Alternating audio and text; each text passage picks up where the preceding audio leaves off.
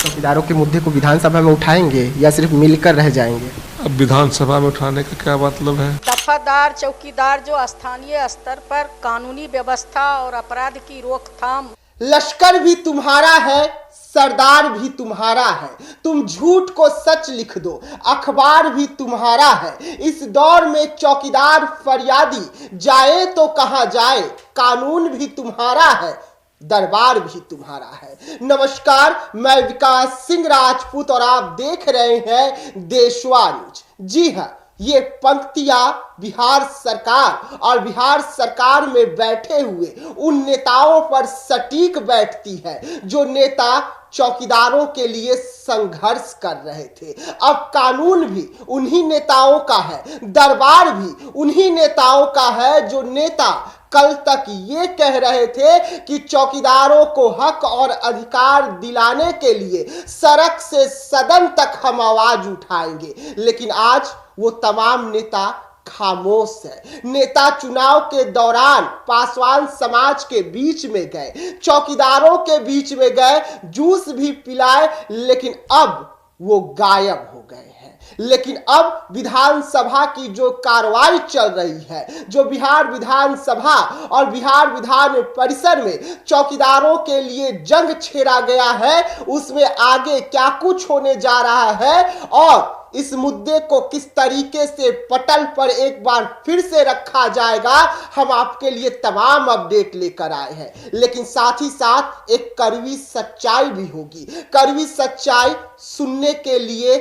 आप भी सोच रहे होंगे कि क्या कुछ है, तो हम आपको बताएंगे कि बिहार में नेताओं के किस तरीके से दो चेहरे होते हैं। एक चेहरा वो होता है जब वोट लेने के लिए आपके पास आते हैं तो आपके बेटे बन जाते हैं, आपके सेवक बन जाते हैं, और दूसरा चेहरा वो होता है जब सरकार बन जाती है, जीत जाते हैं, मंत्री बन जाते हैं, तो उसके बाद आपको पहचानने से किस तरीके से इनकार कर देते हैं। और आज हम इसलिए इस खबर को लेकर आ रहे हैं क्योंकि नेताओं को आईना दिखाना जरूरी हो गया है। उन नेताओं को आईना दिखाना जरूरी हो गया है जो नेता आपसे वोट तो ले लिए, लेकिन आपके कामों के लिए क्या कुछ कहते हैं, पहले आप सुनिए। चौकीदारों के मुद्दे को विधानसभा में उठाएंगे या सिर्फ मिलकर रह जाएंगे? अब विधानसभा में उठाने का क्या मतलब है?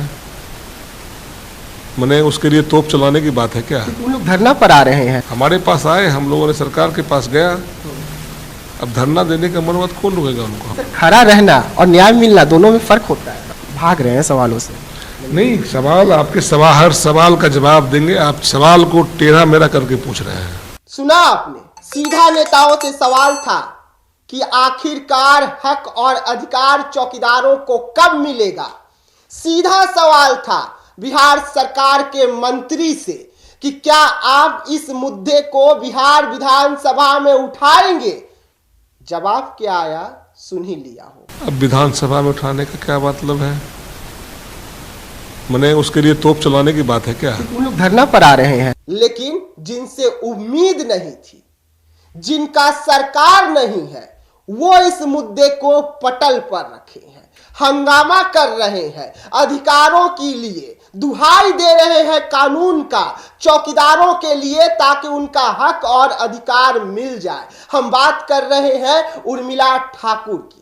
वो उर्मिला ठाकुर जो तेजस्वी यादव के बेहद करीबी है, बिहार विधान परिषद की सदस्य है और बिहार विधान परिषद में इस मामले को पुरजोर तरीके से उठाए हैं ताकि चौकीदारों के साथ जो बिहार में अत्याचार हो रहा है, अन्याय हो रहा है, हकमारी हो रही है, उनका हक अधिकार दिला सके।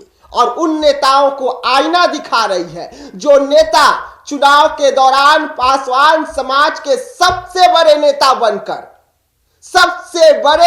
बनकर उनके बीच गए थे और चीख चीख कर, चिल्ला चिल्ला कर कह रहे थे कि हमें वोट कीजिए, जिताइए, हम जीत जाएंगे तो आपका हक और अधिकार आपको दिला देंगे, आपकी खोई हुई पहचान दिला देंगे। लेकिन जीतने के बाद वो नेता पहचानने से इनकार कर रहे हैं। लेकिन बड़ा सवाल उठ रहा है कि ऐसे में अब क्या कुछ होगा चौकीदारों के मामले में। क्या चौकीदारों को इस बार जो बिहार विधानसभा की कार्रवाई चल रही है उसमें उनका हक और अधिकार मिलेगा?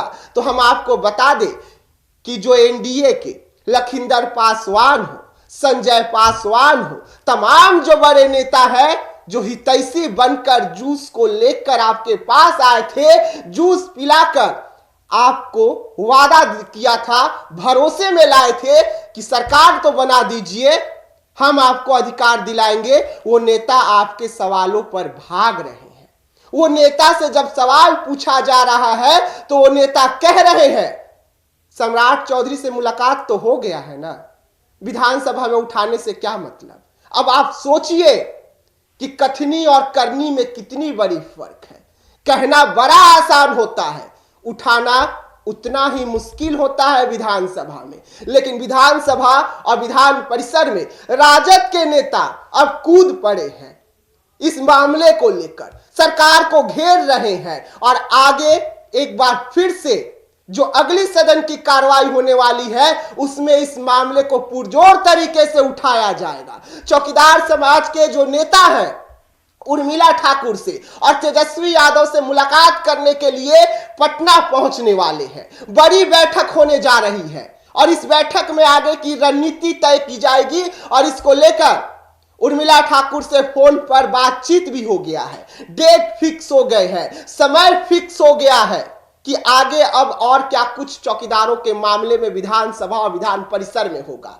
उर्मिला ठाकुर ने भरोसा दिलाया है कि हम उन लोगों को आवाज बनकर बिहार विधानसभा में भी गरजेंगे, सम्राट चौधरी से सवाल पूछेंगे, नीतीश कुमार से सवाल पूछेंगे कि आप लोगों ने जो वादा किया था वो वादा कब पूरा होगा। लेकिन बड़ा सवाल है, चौकीदार में सबसे अधिक पासवान समाज के लोग हैं। पासवान समाज के जो नेतृत्व करता है चिराग पासवान, वो लगातार इस मामले को लेकर बोल रहे थे, उनके नेता बोल रहे थे जब सरकार में नहीं थे और अब सरकार में आते ही खामोश हो गए हैं। फेसबुक पोस्ट किया जाता है कि हम मुलाकात कर रहे हैं सम्राट चौधरी से इस मामले को लेकर, लेकिन जब इस मामले को उठाने की बारी आती है तो कहते हैं कि मुलाकात तो हुआ है ना, उठाना क्यों है भाई बिहार विधानसभा में। तो लोग आप पर भरोसा कैसे करें, यह बड़ा सवाल है। और अगर इसी तरीके से काम होता रहेगा तो आपके समाज के लोग आप पर भरोसा कैसे करेंगे? वो समाज के लोग जिन्होंने एक उम्मीद से आपको वोट की थी, विधानसभा में भेजा था कि आप वहां पर इनकी आवाज बनेंगे, वहां से जब ऐसे शब्द बाहर आते हैं तो चुभती है। इसीलिए आज हम कह रहे हैं कि आखिरकार वो कहां जाए चौकीदार, वो फरियादी कहां जाए, क्योंकि यहां पर तो कानून भी आपका है, दरबार भी आपका है, जो चाहे मर्जी है लिख दीजिए, दे दीजिए फैसला। जो वर्षों से संघर्ष कर रहे हैं एक रोटी के लिए, एक रोजगार के लिए, इंतजार है कि सरकार जागेगी, सरकार एक्शन लेगी और इनका हक मारी जो बिहार में हुई है वो बेहद जल्द मिलेगा। लेकिन देशवा न्यूज इसी तरीके से चौकीदारों के मुद्दे को हमेशा से उठाती आ रही है और हमेशा से उठाएगी, न डरी है न डरेगी। तो ऐसे तमाम खबरों के लिए रहिएगा देशवा न्यूज के साथ, दीजिएगा इजाजत, धन्यवाद।